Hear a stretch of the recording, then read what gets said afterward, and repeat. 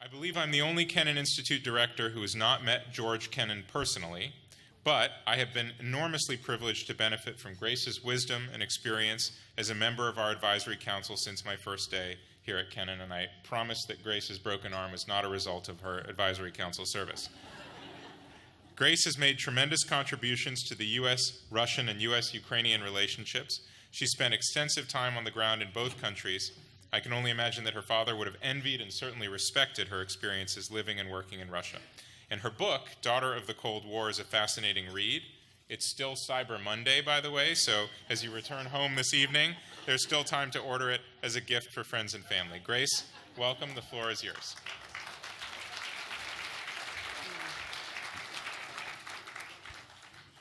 Thank you, Matt. It is wonderful to be here, to see so many familiar faces, and hopefully meet new ones. I'm here as the daughter of Ambassador George F. Kennan and the descendant of the original George Kennan, for whom this institute is named. We're here to support and celebrate the 45th anniversary of the institute, dedicated to the study of Russia, Ukraine, and other former Soviet socialist republics. My father was a patriot. My father was a scholar. He made an enormous commitment to the Foreign Service of the United States, which he represented with distinction for so many years, and at times at considerable personal sacrifice. George Kennan felt very strongly about the importance of knowledge in preserving our democracy and diplomacy. He was committed to scholarship and dedicated to excellence. He was a strong supporter of the importance of professional diplomats with foreign language skills and in-depth country erudition. George Kennan kept an enormous card file, which took up half the wall of his office and was almost a precursor of the computer. He tracked Russian military and politically important figures by reading the Soviet press. That knowledge often led him to figure out twists in Soviet foreign policy before anyone else. Many of the foreign ambassadors would come to the American embassy in Moscow to learn what was going on for my father and report back to their governments. Father thought that Stalin's irritation with him was based in large part on his extensive and encyclopedic knowledge of the Soviet Union. He felt that was one of the reasons that Stalin declared him persona non grata in 1952. Another striking quality of my father was prescience. That led to his famous containment policy, which became official American policy towards the Soviet Union for about 45 years. He also recommended that the Kennan Institute, of roughly the same age, be named the Institute for Advanced Russian Studies and not the Institute for Advanced Soviet Studies, because he saw that the Soviet Union would not last. My father had definite opinions about why a Kennan Institute was important and what it should look like. He wanted a center, as Matt has already said, he wanted a center independent of a university, so it would be free from academic politics. He also thought the institute had to be located in Washington, D.C., because he wanted it to be a resource for the government. I can attest to how pleased my father was when the institute was founded, and how even more pleased he would be today to see that the institute has grown and prospered.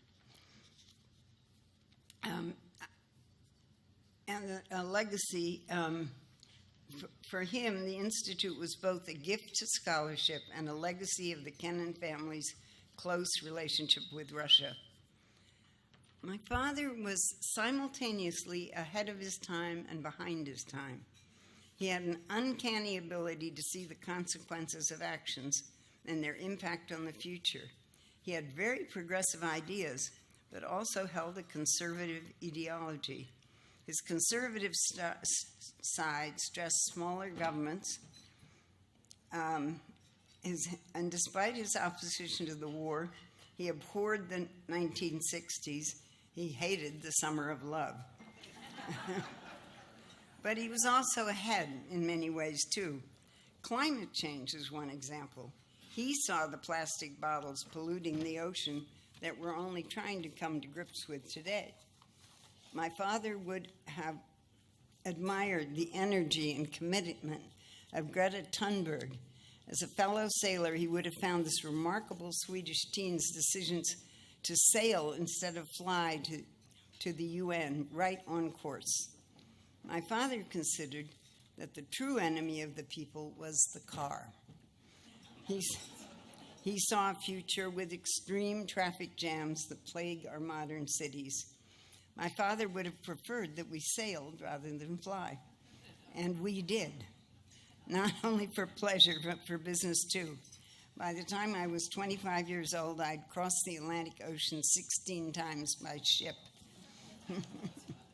At our farm in the 1950s, he meticulously maintained a compost heap, and we separated our trash. As a child, I would be jealous going to someone else's house and watching as they easily tossed all their trash into one heap.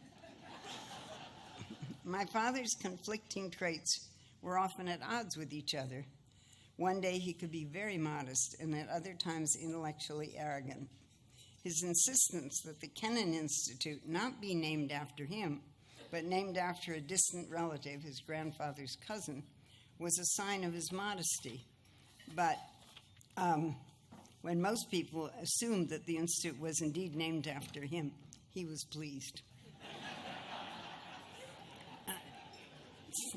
Since the Kennan Institute is named for the original George Kennan, I want to say a few words about this amazing ancestor who drew 3 generations of Kennans to Russia.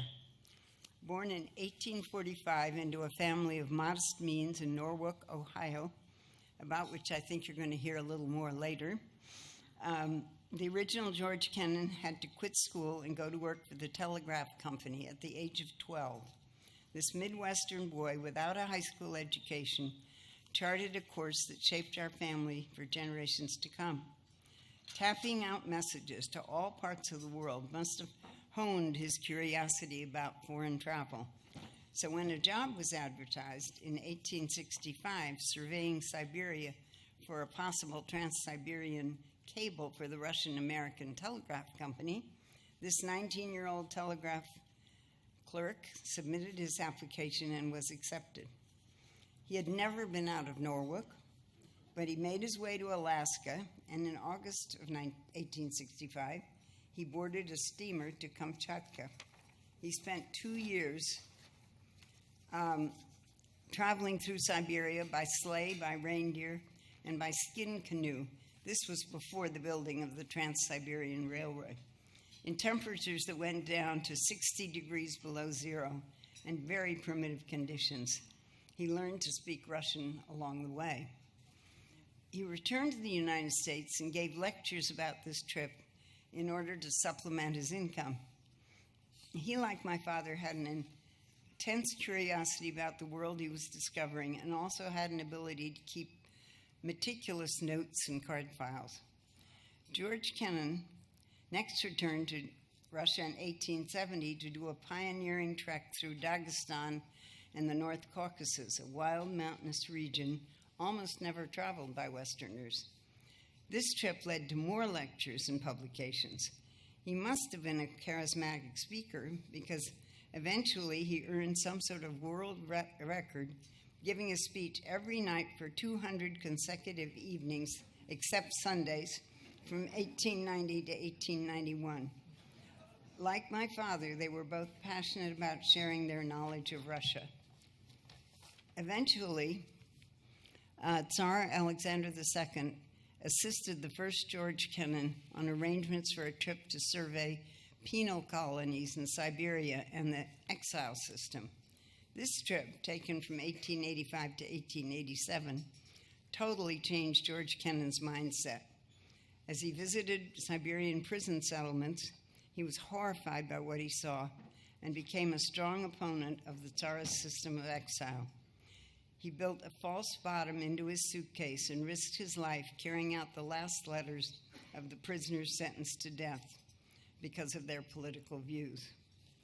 He became close friends with some of the early Russian revolutionaries and a founding member of the American Friends of Russian Freedom. Reading his 2-volume book, Siberia and the Exile System, written about this trip, I understood more how grueling those trips were and what unusual stamina he must have had. My father used to tell me this story, impressed by the adventurous spirit that propelled this relative forward against heavy odds.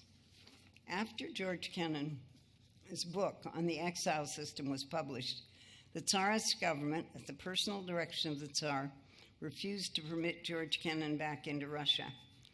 In defiance, my ancestor made one more trip to St. Petersburg, but he was immediately picked up by the police and unceremoniously expelled.